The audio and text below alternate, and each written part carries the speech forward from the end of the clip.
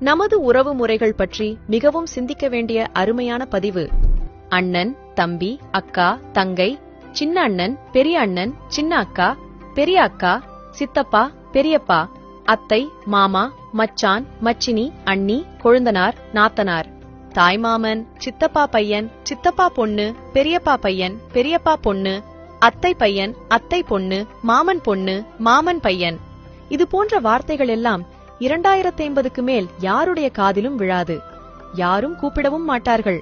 அகராதியிலிருந்து கூட கொஞ்சம் கொஞ்சமாக அழிந்துவிடும்.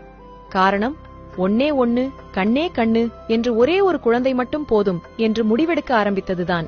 அப்படி இருக்கும்போது இந்த உறவுகள் எல்லாம் எப்படி வரும்? பெண்கள் வயதுக்கு வந்ததும் சீர்வரிசை செய்யவோ, பந்தல் போடவோ, முதல் புடவை எடுத்து தரவோ எந்த தாய்மாமனும் இருக்கப் போவது இல்லை. திருமணத்தின் போது அரசாணைக்கால் நட எந்த அண்ணனும் இருக்கப் போவதில்லை. மாப்பிள்ளைக்கு மோதிரம் போட எந்த தம்பியும் இருக்கப் போவதில்லை. குழந்தைக்கு மொட்டை போட யார் மடியில் உட்கார வைப்பார்கள்? கட்டி கொடுத்த பெண்ணுக்கு ஏதாவது பிரச்சனை என்றால் அண்ணனும் தம்பியும் பறந்து செல்வார்கள். இனி யார் போவார்? ஒவ்வொரு பெண்ணும் சொந்த பந்தம் ஏதுமின்றி ஆறுதலுக்கு ஆளின்றி தவிக்கப் போகிறார்கள். ஒவ்வொரு ஆணும் தன் கஷ்ட நஷ்டங்களில் பங்கு கொள்ள அண்ணன் தம்பி யாருமின்றி அவதிப்படப் போகிறார்கள். அப்பா அம்மாவை தவிர எந்த உறவுகளும் இருக்கப் போவதில்லை. அந்த ஒரு குழந்தையும் வெளியூருக்கோ இல்லை தனி குடித்தனமோ சென்றுவிட்டால் ஒன்னே ஒண்ணு, கண்ணே கண்ணு என்று வளர்த்தவர்கள் எல்லாம் வயதான காலத்தில் ஏனென்று கேட்க நாதியற்று முதியோர் இல்லத்திலோ அல்லது அந்த ஒரு குழந்தைக்காக கட்டிய வசதியான வீட்டிலோ அனாதையாக கிடந்து சாவார்கள். உறவுகளின் உன்னத மதிப்பை உணராமல் பொருளாதார முன்னேற்றத்தை மட்டுமே குறிக்கோளாக கொண்டு ஒரு குழந்தைக்கு மேல் வேண்டாம் என சோம்பேறித்தனப்பட்டு எந்திர வாழ்க்கை வாழ்ந்து கொண்டிருக்கும் அத்தனை பேருக்கும் இதே நிலைதான். உடல்நிலை சரியில்லாமல் ஆஸ்பிட்டலில் சேர்க்கப்பட்டால் ஓடோடி வந்து பார்க்க உறவுகள் வேண்டாமா?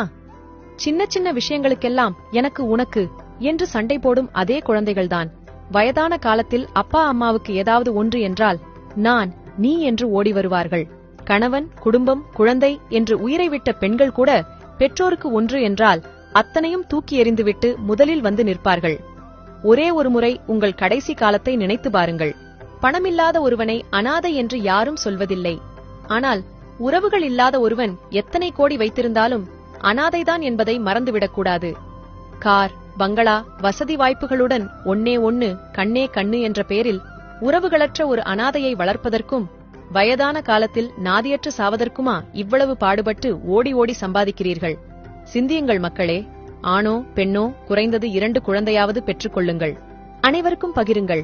இதுபோல பயனுள்ள பதிவுகளுக்கு ஜே ஹெல்த் பக்கத்தை ஃபாலோ செய்யுங்கள். நன்றி.